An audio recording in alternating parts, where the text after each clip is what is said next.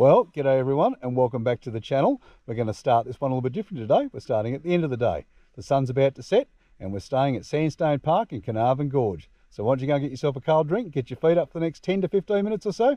Come and join us for the adventure. Hi, I'm Steve. And I'm Alison. We decided a couple of years ago that we'd work hard and save all of our money and start living life on our own terms. So we bought a caravan and hit the road on a trip for two all around Australia. So why not come and join us every week for our adventures?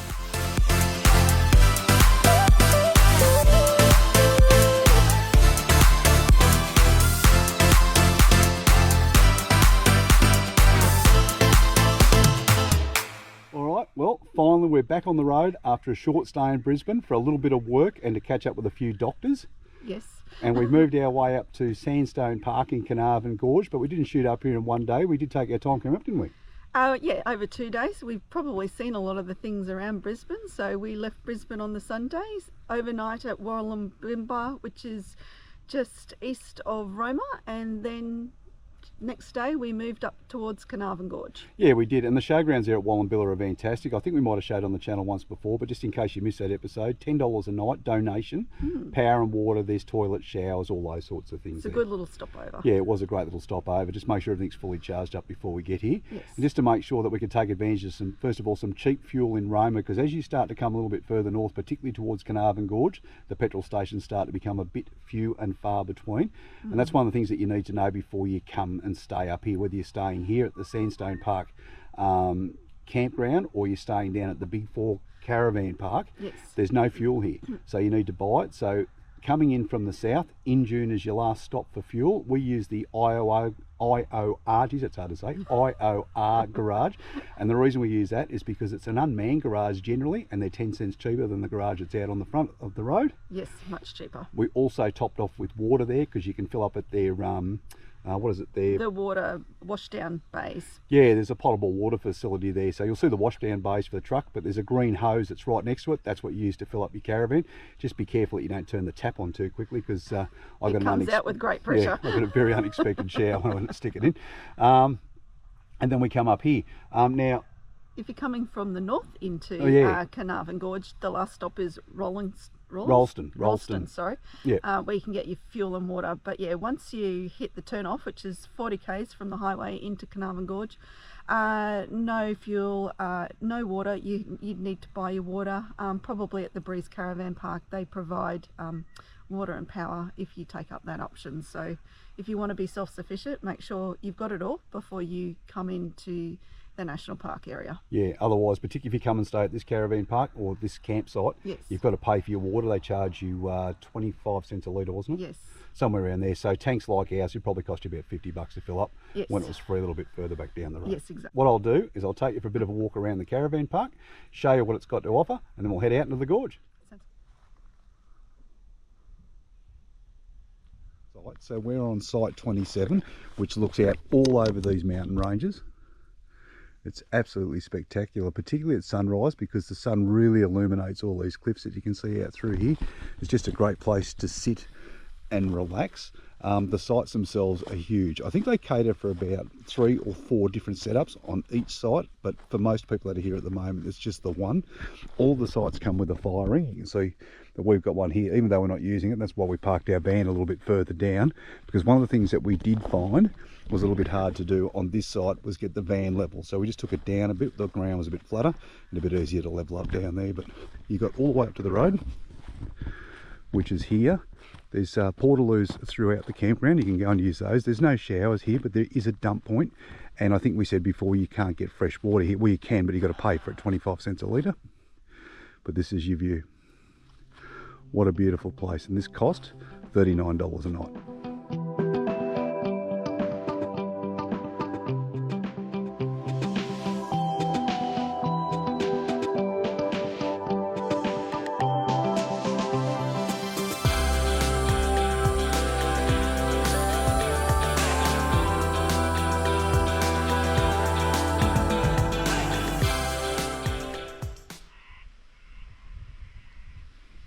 Well, good morning. What a beautiful start to the day here at Sandstone Park in Carnarvon Gorge. It's absolutely gorgeous here. I'll just flick the camera around. The sun's just coming up over the top of the ranges now. What a beautiful place.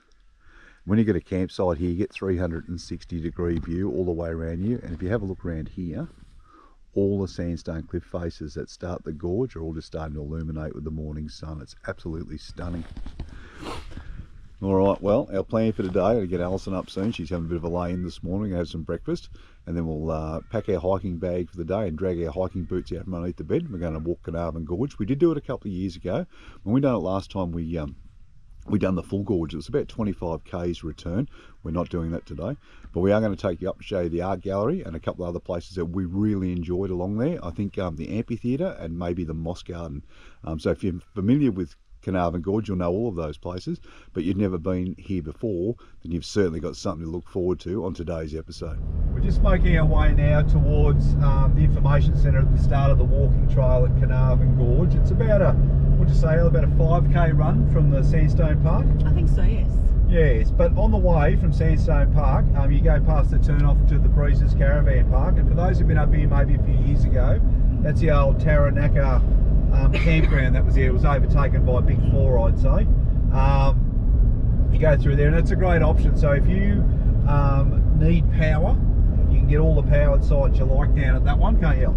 Yes, you can. It's got a, well, when we were there in Takanaka, it had a beautiful big area for cooking and meeting, and beautiful wide areas to, you know, pop up your tents and for groups. Yeah, and there's also some day walks you can do straight out of there, which you can't do at Sandstone. But the beauty of Sandstone, as we showed you in the footage, is just like you've got that 360-degree panoramic views of all of the rock escarpments and all the other things that are around you up there. It's absolutely beautiful. Whereas when you're at Breezes, you're actually down in a bit of a hole. You don't see too much while you're there. You've got to walk up onto the hills to be able to see them. Yes, you do. But I'll get Ellie to flick the camera around because it's a beautiful drive as you come in towards Carnarvon Gorge. We're just coming through a couple of palms, or the palms seem to line all the creeks and things here, and down here the Breezes, there's a bit of a lake or a bit of a pond down there. Yes. Which you can see a platypus down there early in the morning or late in the evening, so he's got to go down there and be quiet for a while, and chances are you might see one.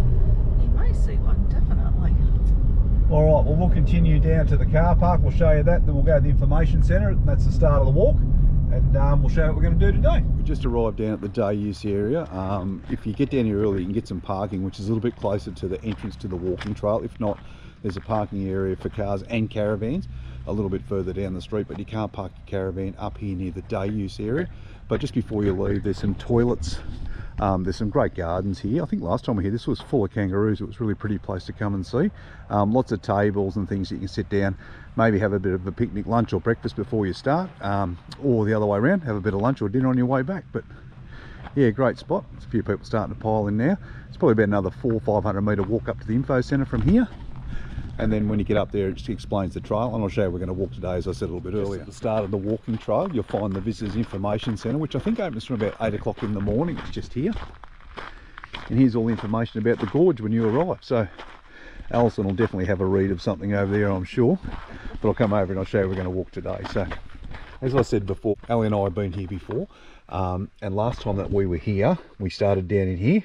We walked the entire gorge up here to Big Bend, and that's as far as you can go, and then we worked our way back, and we done a couple of these little offshoot tracks. I think we walked about 25 k's at the end of the day, but today we're just going to go to a couple of our favourite spots. So we're going to come up here to the art gallery, we'll come back to the amphitheatre, and we'll do the moss garden, and then work our way back.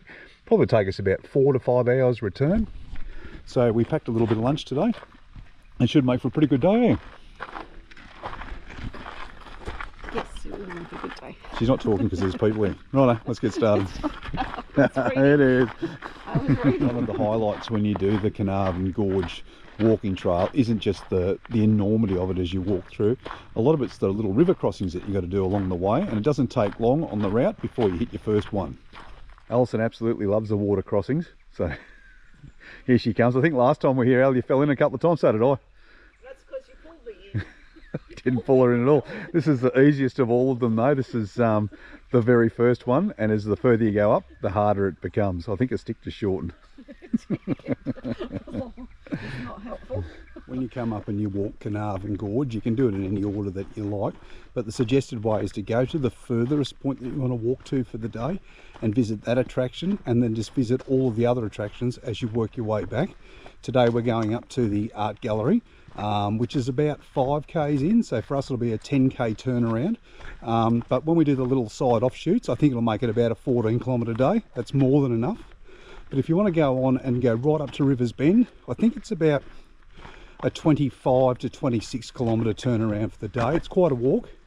Our tip is leave early in the morning because it's nice and cool as you walk through, because the day does heat up even in the middle of winter. It starts to get warm inside of the gorge on a sunny day. Another good tip is to, if you've got children and you want to bring the kids up, the kids will make it up here, no dramas with that, but I probably had a plan to do everything I wanted to do on one day, because you might not be able to talk and coming back another day.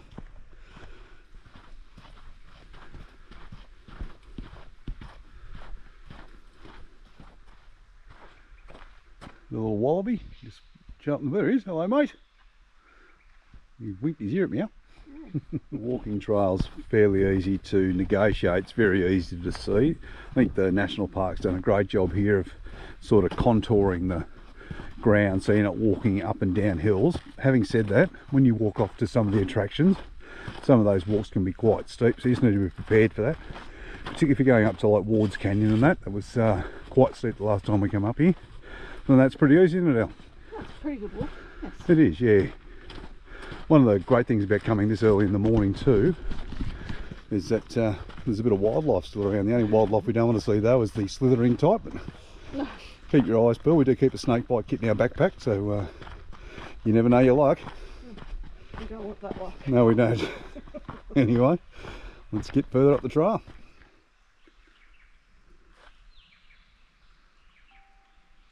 When you take the walk through the gorge, one of the things that the GoPro is never ever going to pick up on, and you're not allowed to fly a drone here, is just the cliffs that you stand under. I think they say they're about 200 metres high, but it's absolutely amazing when you walk down here through the bottom, isn't it, Al? It is beautiful. The whole time that you're walking, you can hear a creek that's just below you, and you do cross that creek at certain points. We just come across there, and I think last time we were here though, there was a lot more water in that creek, wasn't there? I think so. I think they'd just had rains before we came. Yeah. 2018. Yeah, there'd been a lot of rain prior to that, which was beautiful, wasn't it, when we come through? Oh, that it was kind of time? amazing Yeah. actually to see it full of water. It was, yeah. But today it's a little bit dry, but that does make the walking a lot easier, doesn't it, when you cross the creeks and things? It's not as slippery. Yeah, but yeah, we'll continue on.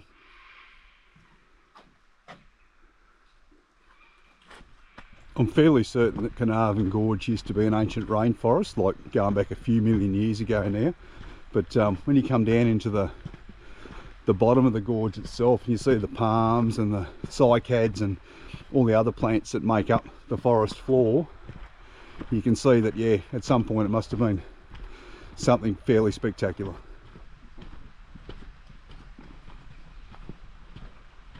We're coming to a really beautiful part of the gorge now, and we are.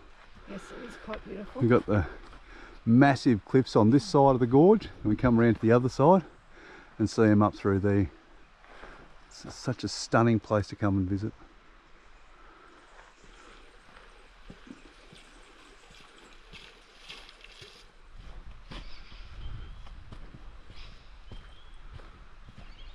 As you progress along the track, you'll find some signs that lead you off to the different sorts of attractions. This one here's off to the Moss Garden. It tells you how far it is, so it's 650 metres one way. So to put that in another way, it's going to do you about a 1300 metre return trip. It also tells you how far back to the visitor centre, so we've come 2.8 k's, and then our next attraction along the way is the amphitheatre. But the other thing that they have, which is 1.5 k's away, the other thing they have at all of these stops is just some seats and things, isn't there, Al? Yeah, seats along the way. Sit down, have a rest. We'll probably have a drink of water and just relax for 5 minutes or so and have a look around, because it's a very beautiful place, part of the gorge here. And the Moss Garden, which we're going to show you a little bit later on, is absolutely stunning, isn't it? It is beautiful. Unbelievable. So yeah, we'll go out and we'll have a look at that a little bit later on. But you'll sit here and suck this in for a little while and just, yeah, really enjoy it. The other thing that you'll find as you walk along the track is just scattered along the track, there's toilets. So this one's located near, not too far away from the Moss Garden, so it's about 3 k's in on the journey. But I tell you what, they need to build a window on the other side, because check out the view that you get from the other side of the toilets. Right up the cliff face, that is beautiful. Check it out, all the morning sun hitting it at the moment. Love it. What do you reckon, Al? Pretty cool. It's a loo with a view for sure. This is the second major creek crossing, but as we said, it's pretty dry here. When we come through here last time, this was full of water through here. I think we almost went for a swim in this one, didn't we, Al? Yeah, there's a little bit on the other side here, but not too bad. But once again, lots of stepping stones to get across. Occasionally there's the odd loose one, so you just got to work your way across. I normally go first, but we'll let Ella go first. Oh, she's not going to go. All right. Well, you just said you were going first. I'll go first and try and film at the same time. So just work your way across. They're pretty easy going. They're all flat. I mean, they've been here for years, I'd say, most of them. I'll come to about halfway so I can help Alison come back across. All right. Okay, Al. Here she comes.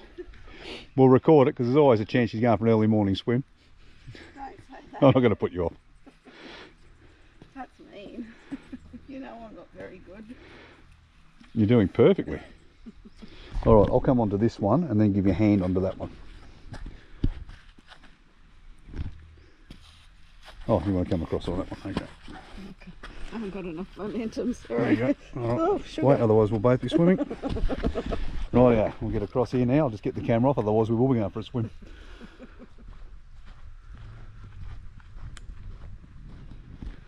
Okay, we're just going to head down to the amphitheatre because it's got the red hot tip. There's no one down here and that's the best time to go there.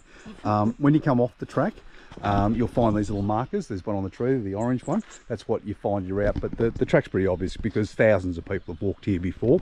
It isn't as an easy going when you're walking along these offshoot tracks. They're a little bit rougher because you do walk through a lot of creeks and rocks and stuff, so just be careful of your footing as you come through, and you'll get to really enjoy what's at the other end of the track, I can assure you of that.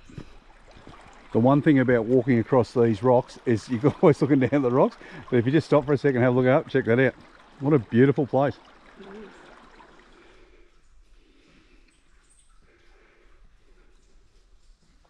So here we are, it's about a 630 metre walk in, and this is the entrance to the amphitheatre. You climb up the ladders, and you go through a small tunnel, and you come out into the amphitheatre itself.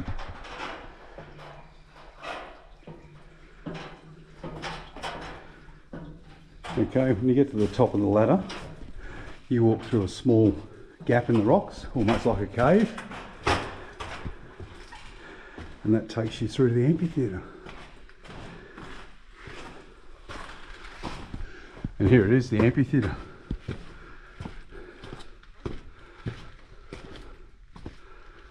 This is truly amazing, this.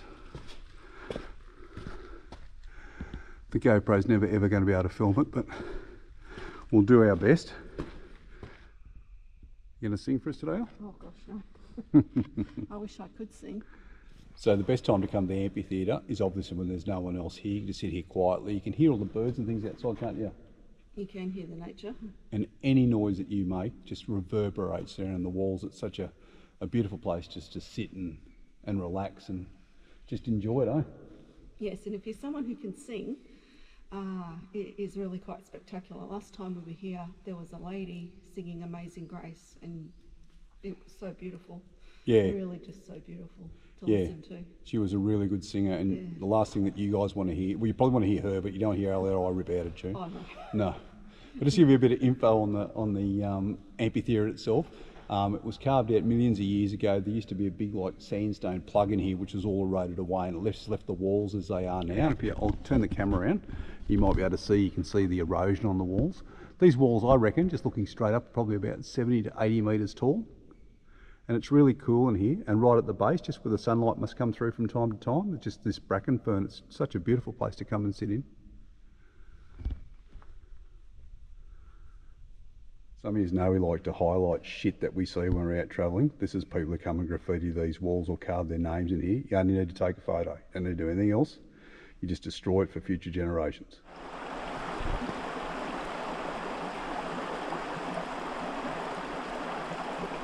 As you get closer down to the creek, or you start to meander through the bottom of the gorge itself, you do a lot more creek crossings. But what I really love about them, they've all got the stones and things, but you don't know which one is the loose stone until you put your foot on it. It puts that real sense of adventure into it, doesn't it? Yes, it does. Particularly when we're walking across together. Anyway, we'll see if we can get across this one successfully.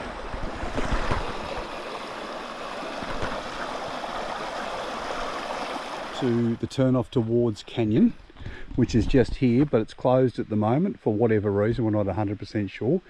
If you ever get the chance to come up here, hang on, Alson's going to read it. Damaged caused from recent flooding. Okay, so you do, when you go up towards Canyon, you do walk up a waterfall, don't you? Yes, you do. Yeah, so it is a good walk. It's very, very steep. It's well worth the walk if you get up there at the end. So if it is open and you come past, go in. I'll drop in some photos that we took last time we were here. I think it contains, from memory, some of the oldest living plants in the country, or it could even be in the world, but they are ancient and they're only found here. So that was just a leftover from the rainforest that we spoke about a little bit earlier. But yeah, it is well worth the walk up there, but very, very steep. You might want to have a second thought about taking younger kids up there. You might end up carrying some of them. You will. Yeah. The track up to the art gallery. This one's only in about 350 metres or so. Just gets a little steep when you get towards the end, but nothing too serious. But it's well worth the walk to come and have a look at some ancient art. I think they date the indigenous art on the walls here to be about 10,000 years old, which is pretty cool when you think about it.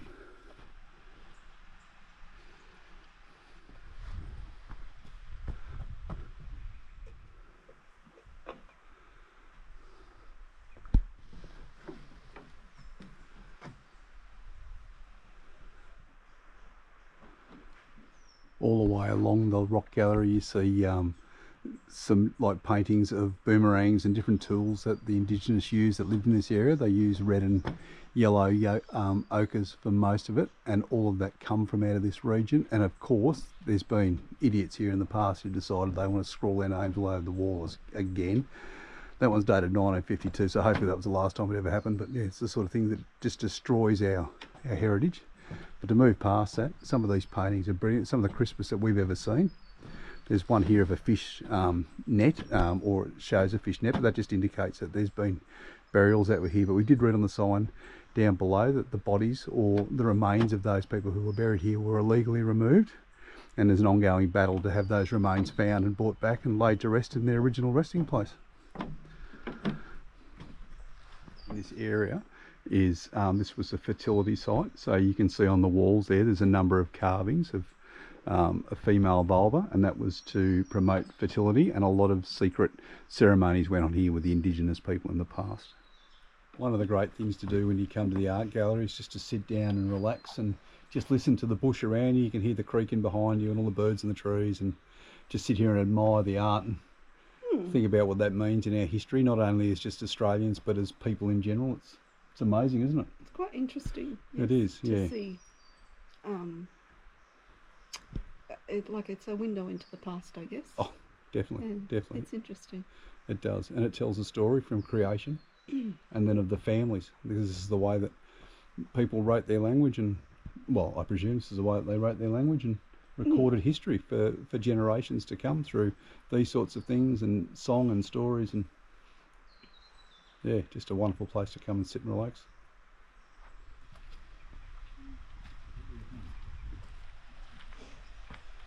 So that was the art gallery, and that's our turnaround point for today. So we've come to the end of the track, or as far as we're going to go today. So here's our little sign. It's a 5.1k back to the visitors area, so we've got that to walk back. But if you continue along the track and go up through this way, then you'll come to, I think it's called Cathedral Cave.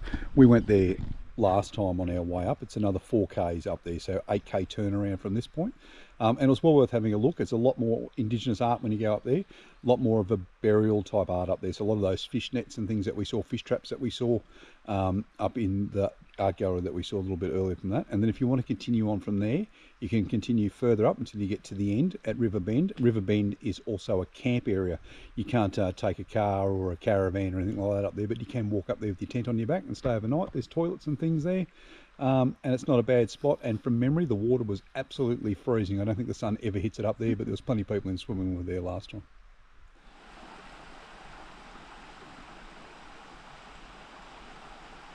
I'm really suffering the curse of the break at the moment. We stopped, had something to eat, and sat down for about 15-20 minutes or something, and all of a sudden all my hammies have tightened up. Now I know that sounds like a bleeding heart excuse, but the reality is it bloody hurts. And I didn't suggest the break. Oh, there you go. Someone was hungry. I'm always hungry. Just while we're starting to make our way back, I thought I'd have a quick talk to you about the sorts of gear that we like to carry when we're hiking for the day. We obviously carry a backpack. In the backpack we carry a snake bite kit and a first aid kit. We've never needed to use those things, and we pray that we never have to use those things, but we've got them with us if we ever need those things. So I think that's quite important. We bought some lightweight ones, as you can see here in the pictures, and they're very easy to handle. We carry water, we carry a bit of food with us, some more weather gear, so normally just a jumper each. That's pretty much it. Oh, sunblock, hand sanitizer. When we come on walks like this one, because there's toilets along the way, there's no need to bring any loo paper or anything, but if you want to bring that, you certainly should. Yeah, that's pretty much it. We like to keep it reasonably simple, because I don't want to carry a lot of weight, but I want to make sure that we're carrying enough gear to make sure that we're safe if we get ourselves into trouble. Oh, the other thing I carry is a little two-way radio. And we have our mobile phones. Not that they work too well down here. Do they work out? No. No, Alison's had a phone out taking photos. It's not that she's been on it, but no, she's been taking photos. I wasn't sure if she had reception or not. Yes, exactly. So, yeah, we carry our little handheld UHF because a lot of people carry those, so you can get in contact with another camper that's close by, another hiker that's close by pretty quick. And also in the national parks, they monitor the UHF, or they have their own UHF channel. All right, let's continue on.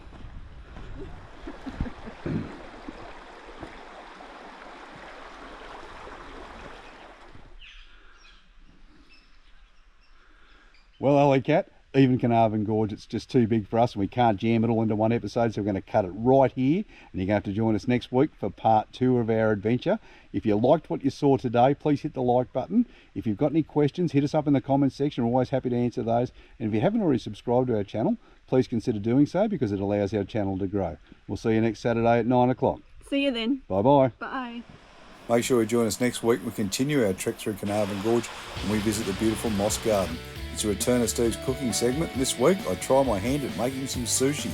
We visit a beautiful gorge just off the beaten track, and we finish the whole day at a fantastic swimming hole. So for all that and more, come and join us next Saturday at 9 o'clock. See you then.